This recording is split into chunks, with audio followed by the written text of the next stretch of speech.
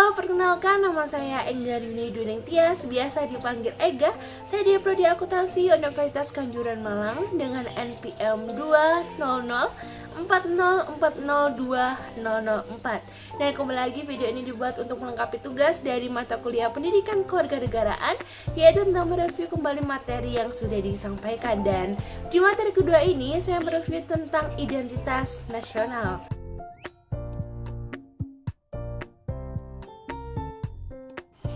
Kita akan langsung masuk ke materi pembahasan pertama, yaitu pengertian identitas nasional.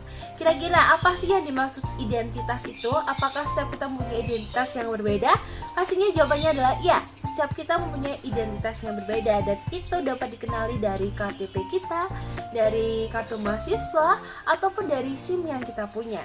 Berarti dapat disimpulkan bahwa identitas memiliki arti, ciri khas, atau tanda-tanda jati diri yang dimiliki perorangan yang membedakan satu dengan yang lainnya. Secara etimologis, identitas berasal dari kata identity, yang berarti ciri khas atau jati diri atau sifat khas yang dimiliki oleh orang perorangan. Sedangkan nasional berasal dari kata nation yang berarti bangsa. Berarti dapat disimpulkan bahwa identitas nasional adalah ciri-ciri, tanda, jati diri yang melekat pada suatu bangsa dan membedakan bangsa satu dengan bangsa yang lainnya.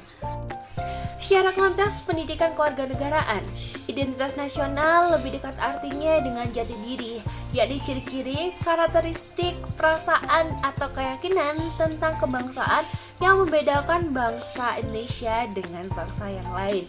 Nah, kalau bangsa Indonesia ini mempunyai identitas nasional, maka bangsa lain akan dengan mudah mengenali dan mampu membedakan bangsa Indonesia dengan bangsa yang lain.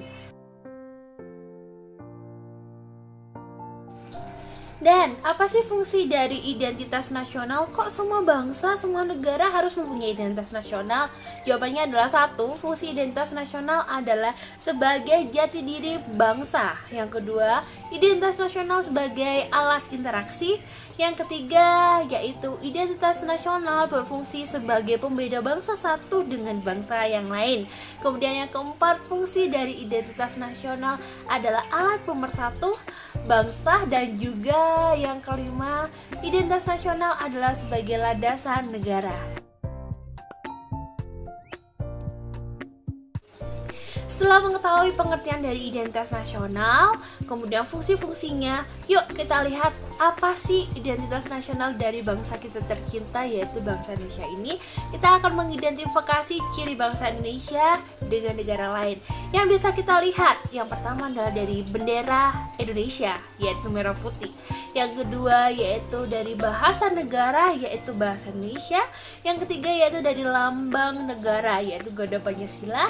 Dan yang keempat dari lagu kebangsaan Indonesia Raya. Dan juga yang kelima semboyan negara Bhinneka Tunggal Ika. Dan yang terakhir keenam adalah dasar falsafah negara Pancasila. Secara historis, khususnya pada masa embrionik, identitas nasional bangsa Indonesia ditandai ketika munculnya kesadaran rakyat Indonesia sebagai bangsa yang sedang dijajah kaum asing pada tahun 1908 yang dikenal sebagai masa kebangkitan nasional atau kebangkitan bangsa.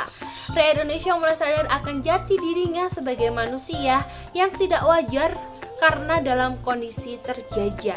Pada saat itulah muncullah kesadaran untuk bangkit membentuk sebuah bangsa. Secara sosiologis, identitas nasional sudah terbentuk melalui proses interaksi, komunikasi maupun persinggungan antar budaya yang terjadi secara alamiah, baik melalui proses panjang menuju Indonesia merdeka maupun melalui pembentukan intensif pasca kemerdekaan. Secara politis, beberapa bentuk identitas nasional yang bisa menjadi ciri atau jati diri dari bangsa Indonesia adalah yang pertama, bendera Indonesia, yaitu bendera merah putih. Kedua yaitu bahasa nasional, yaitu bahasa Indonesia. Yang ketiga adalah lambang negara, yaitu Garuda Pancasila. Dan yang keempat adalah lagu kebangsaan, yaitu Indonesia Raya. Bentuk-bentuk identitas nasional ini telah diatur dalam perundang-undangan dan maupun peraturan yang lebih khusus. Dan itulah review dari materi identitas nasional yang dapat saya sampaikan. Jika ada kurang atau lebihnya saya mohon maaf. Dan semoga video ini dapat bermanfaat dan berguna dan menambah wawasan untuk kita semua. Sampai jumpa.